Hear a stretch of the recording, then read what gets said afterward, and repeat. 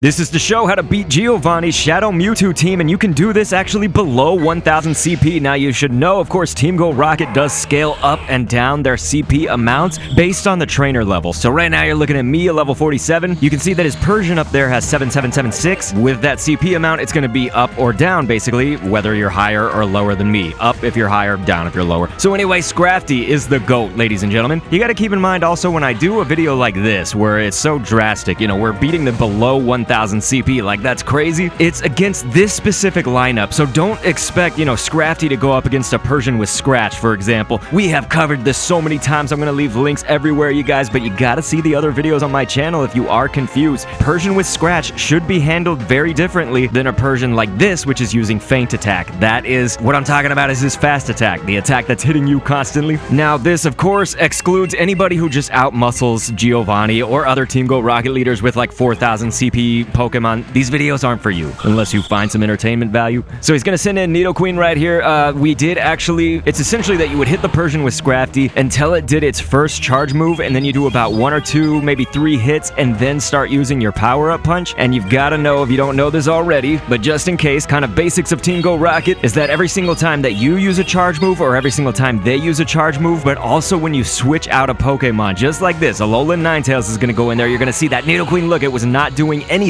for about 3 seconds. So again, charge moves or switches or feinting the Team Go Rocket side, their Pokemon are gonna stand still. It's just some stun time that the game gives you. You should be using that time to generate energy. No matter what, you should never be using a charge attack during that pause time. So you're gonna see our Alolan Ninetales eventually goes down, and I do have some text on screen to note that we are actually doing this intentionally. We're trying to run down the clock. We do end up, though, you can see in the bottom right, we still end up not being able to use that. I wanted it to hopefully be able to give us a chance to get our Scrafty out here and then switch to Umbreon, and then we would still have Scrafty alive because we would switch, right? But no, that's not gonna happen. It was just like a hair, just a little bit of time left. But yeah, Umbreon is still a beast, and this is actually going to allow our Umbreon under these circumstances to get a little bit more energy. You want to over-generate that energy. Here's the theme here, right? You're seeing this as kind of a theme, again, with using your charge moves. Like, look, I have enough energy to use one, but I'm not gonna do it, right? I hit the Mewtwo twice with my Umbreon using Snarl, and then I use my charge attack. Again, you want to generate as much energy as possible before they start attacking you. Now, we are going to resist the Mewtwo, and it's using Psycho Cut. This would be probably pretty different if it was using Confusion. The same goes for the Nidoqueen. So again, we really need to drill home that this is specifically doing this strategy with these Pokemon and below 1000 CP with only this Giovanni lineup. That means a Persian with Feint Attack. That means the Nidoqueen with Bite. That means this Mewtwo with Psycho Cut. And I just really hope that that's being drilled home, because sometimes people use the same exact Pokemon that I use, whether they use the same moves or not even, but that's another factor. And then they'll just, yell at me, like sometimes death threats or curse at me or whatever, just because it didn't work for them. But if you're not doing these techniques that I talk about, using the stun time, using your super effectiveness, type resistances, all that stuff, we are actually going to run away from the fight.